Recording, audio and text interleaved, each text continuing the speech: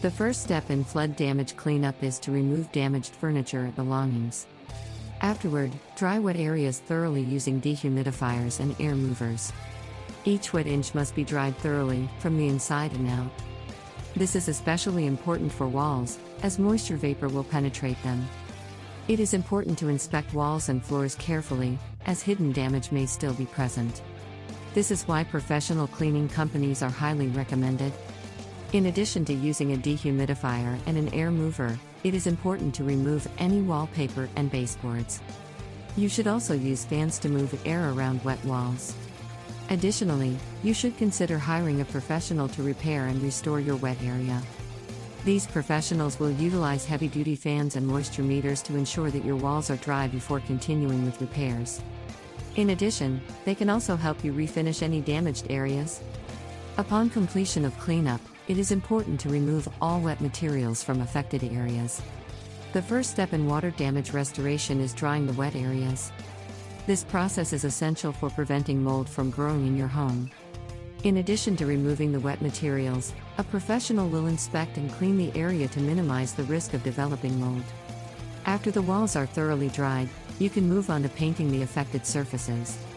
If you are able to access the affected areas, you may want to call in a professional. Sometimes, you will have to do the work yourself, but if you can't fix the problem, you can always hire a professional. Remember that many times, hidden water damage can be hard to spot, so it's important to contact a plumber for repairs. Until the walls are completely dry, you can use fans and dehumidifiers to dry the area. After you remove the stagnant water, you need to dry the wet areas completely. The time taken will depend on the size of the room, the amount of water, and the type of layer you're trying to dry. If the water is stagnant, you'll need to remove it and replace it. Otherwise, you'll have to replace it. In addition, you may need to replace your HVAC system. If you don't have a professional handyman, you can hire a company that will do it for you. To dry a wet area, you need to find the source of the water. You can do this by using an indoor-outdoor heater. A water-resistant heater will keep your home dry. You can also use a dryer if you have an outside heater. If the source of the water is a pipe, you can install a dryer to drain the water. During the summer, you should also place a dehumidifier in the basement. It is crucial to keep in mind that water vapor pressure and humidity will affect the drying of wet areas. When a soaked area has low humidity, it will not be able to dry effectively.